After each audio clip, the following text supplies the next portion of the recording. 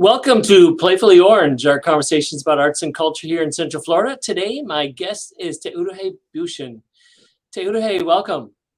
Hi, aloha, and thank you for having me, Terry. It has taken me a little while to learn to pronounce your name. I'm hoping I'm getting it fairly correct. You're doing excellent. You said it correctly. Teuruhei. Teuruhei. Well, Teuruhei, you have been involved in arts and culture here in Central Florida for quite a few years with dance performances and music, etc. Um, did you grow up in this area? No, I did actually. I grew up a lot in the Central Florida area in Orlando, and I've been a member of the community for a little over 40 years, actually. All right. And tell us a little about the kind of dance and music that you're involved with. I love music and dance in general, but specifically, I was raised in traditional Polynesian dancing. And you and your family have been involved in doing that professionally for many Correct. years. Yes. So I began dancing at a very young age. It's something that's just common in our islands. My father was a professional musician and traveled the world, and I was fortunate to go along with him and began dancing professionally by the age 11, and we were on our East Coast tour at that time. And how has Central Florida been as a home for you? Central Florida has been interesting because I came at a time where the theme parks were at probably their biggest boom in terms of professional entertainment, and we've seen that grow throughout the years. And as a result of it, I have been fortunate to be around other professional entertainers, and I feel very enriched to have had those experiences. Basically, you travel the world within Central Florida, and many times we travel the world with those same performers as well. Where all have you performed in Central Florida? Everywhere. So, I've been to Timbuktu in the far corners of Central Florida, and to little towns that you've never heard of before. I remember as I go back through towns now, and I see them widely developed, I tell my girls this was just one stoplight town, just had 2 lanes throughout the whole town. And so it's interesting to see how we're developing and how we're growing and how the arts are really being implemented into a lot of those towns. So I've been everywhere in Florida. And how would you be brought to those towns to perform? Mainly by agents. When we were younger, it was mainly by agents. And as I grew up, I took over the family business pretty young, was left in charge of a lot of responsibilities. And so I soon became the agent myself and a vocal piece as well. And we transitioned from just entertainment into cultural entertainment. And soon it just became kind of a commonplace from being known at festivals and different programs that I was involved in.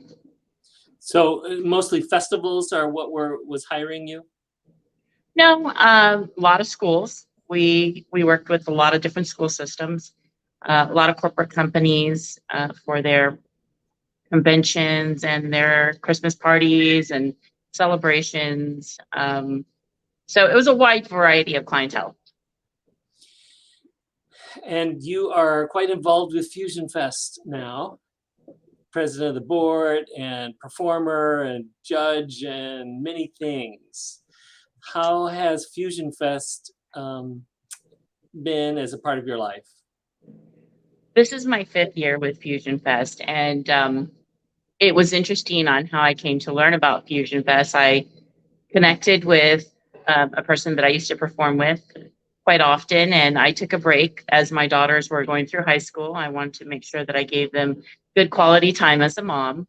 And interesting enough, I got a phone call and says, you need to call this person. And I reached out and they connected me to Fusion Fest. And so it's changed my life greatly. I feel it's reconnected my past, my childhood to my present. And that's really something that I longed for during those spans of taking a break and being a mom.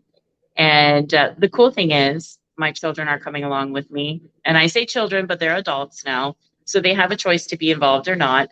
And I'm grateful that they come along this journey with us. And it's really sparked a deeper yearning to learn for them and to connect to the culture and to be identified both as Polynesian and Hispanic, as my daughters are mixed, and but also as a unique Central Floridian. And how have you fit in with non-Polynesian cultural organizations and arts organizations in town? I find that oftentimes I'm involved in other groups, more so than the Polynesian community, just because we tend to have certain patterns and certain events that only happen, let's say, annually or what have you. And so throughout the year, I find myself, connecting with other organizations and really being able to share my culture within those as well as learn about theirs. And are you involved with the Kaleidoscope show at Fusion Fest? Yes, so we're really excited about Kaleidoscope. This is the first year that will be featured at Fusion Fest, and we're working with Cece Tanil. She's the producer of this, and I attended 2 dance rehearsals, and it's just amazing to see how we can blend and merge, and then just the common threads of music and dance. Nice. What would you like to have in Central Florida that isn't? That's a great question. I often think Yeah, Central Florida has it all. it was poorly stated, but yes, it is a good question. Go ahead, restate. Let's clarify. Restate. If you could have your wish, what would you wish for Central Florida in the realm of arts and culture? I would wish that there were more opportunities for young children to be involved. I know that there are several art schools, and it is hard for a lot of parents to be able to access that for their children. And just as a parent who sacrificed for my girls to go to a magnet school specifically for the arts, I would like to see that more readily available for more of our Central Floridian students and parents. And through your years of being involved in performing and seeing other performances, is there a time that really sticks out in your mind that was very influential or meaningful or memorable? Yes, I could really write a whole novel about the many influences that I've had. I think for me, one of the most profound moments is seeing my father play with every different ethnic group in the Florida Folk Festival. And it just lent to his natural nature of